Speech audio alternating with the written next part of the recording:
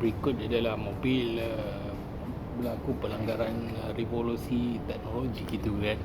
Jadi lu lihat sendiri ini punya tayar, and then dia punya gap itu suspensi gitu kan, stroke Patterson dia sudah applied ke dalam ni. Jadi lu lihat sendirilah, ini kita panggil driving dynamics experience gitu. Lu lihat tayar dia, tayarnya masih bagus banget. Jadi dari segi pada kualitas chassisnya sama keras banget. Jadi dia parkir di sekitar tempat yang sejuk kan. Jadi mobil ini yang benar-benarnya diguna pakai untuk driving experience, pergi ke kedai itu kedai apa? Kedai Alip itu untuk makan-makan gitu kan. Lepas tu keluar masuk ke sekitar kawasan international gini, hanya untuk menyakitkan hati security yang bertugas dia. Ya, security bertugas konfirmasi akan mengatakan cilaka punya budak ini asyik mandu mobil je keluar masuk kan.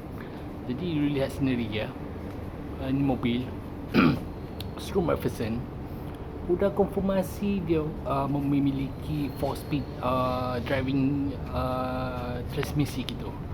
Ia merupakan mobil yang diguna pakai untuk merasakan menjiwai torque gitu kan.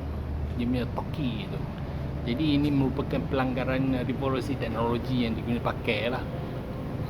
Udah konfirmasi Volvo ini boleh menggunakan dipropose kepada Volvo industri di Shah Alam gitu kan, supaya mendapat kerja-kerja technician ya.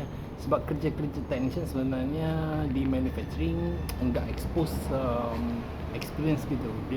Mereka memiliki bachelor degree kualifikasi yang amat tinggi untuk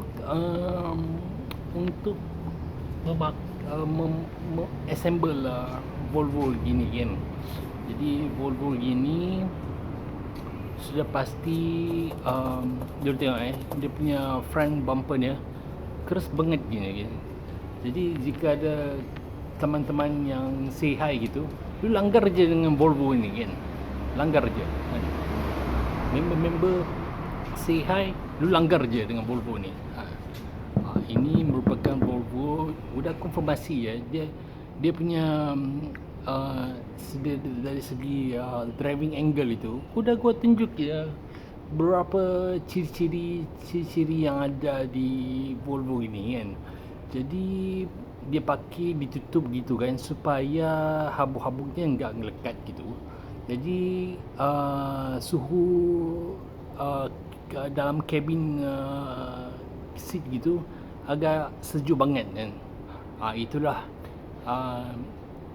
finding gua tentang pelanggaran revolusi teknologi di sekitar sini ya.